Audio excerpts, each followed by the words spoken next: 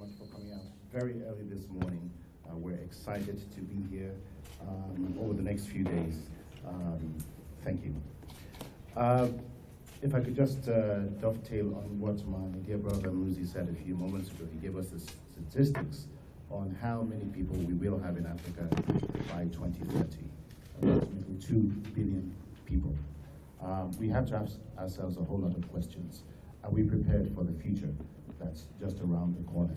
It's been said that leadership is the capacity to see the future long before it arrives, and the ability to successfully take people on a journey that they otherwise would not have embarked upon.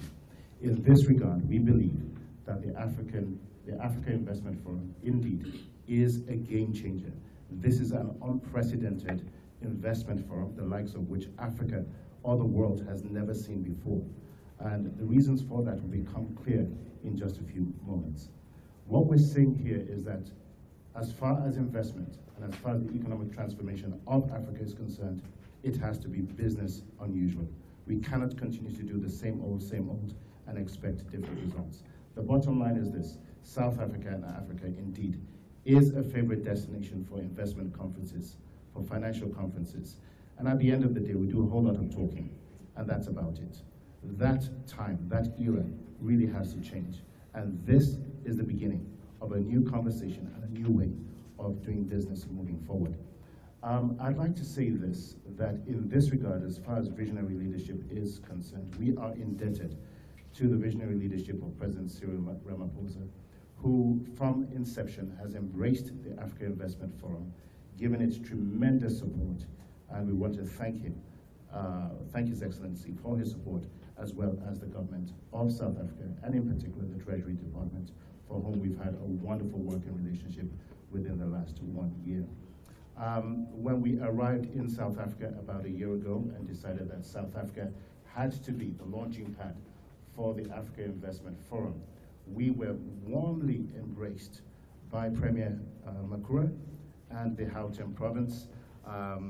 And the bottom line is this: we would not be sitting here in this room, we would not have this event if we had not had the kind of commitments and the kind of partnership that was developed back then. So we want to again say a very big thank you to Premier Makura and to my dear friend Nduduzi here, who really has led a tremendous work in bringing us to this point.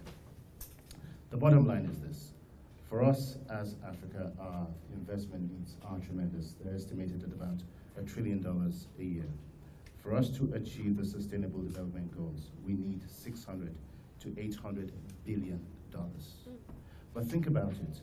Global assets under management internationally amount to about $131 trillion as of this morning. A lot of those funds are also African-owned funds. But the tragedy is that those funds are not invested on the continent. And we are of the opinion that even if we can attract 1% of that into the continent, it will make a huge difference. Our infrastructure financing gap alone is between $60 to $80 billion. So just imagine what it is that we can do.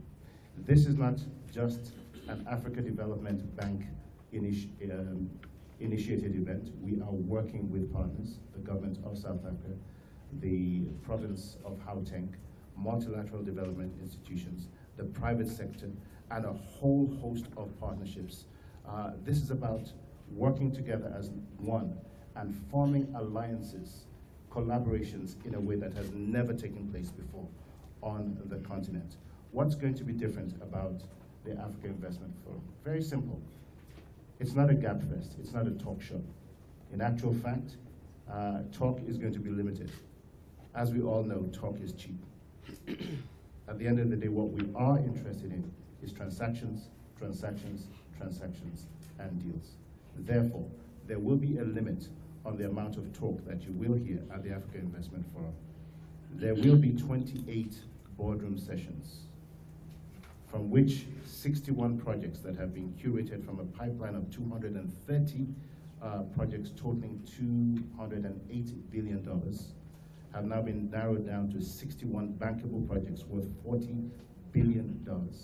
And we are excited about the opportunity and this platform that we have to bring together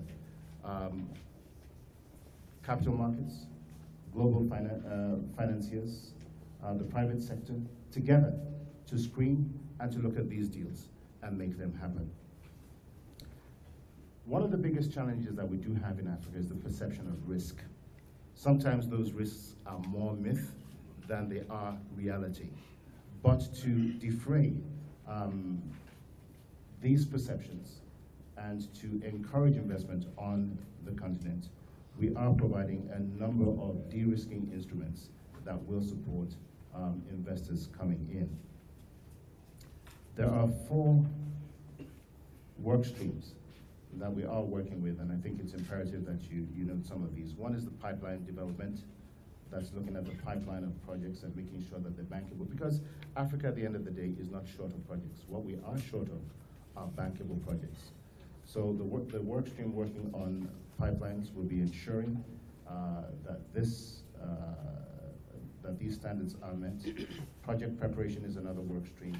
Policy environment, working to improve regulatory reforms and promoting investment-friendly regulation is another one, as well as credit enhancement and project bankability.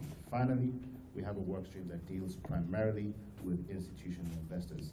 I'm going to leave it at this point at this time, but suffice to say that we are truly excited about this opportunity. And as you will find out as you attend the events over the next few days, you will recognize that nothing like this has ever happened before on the continent, and we're glad to be a part of it. Thank you very much.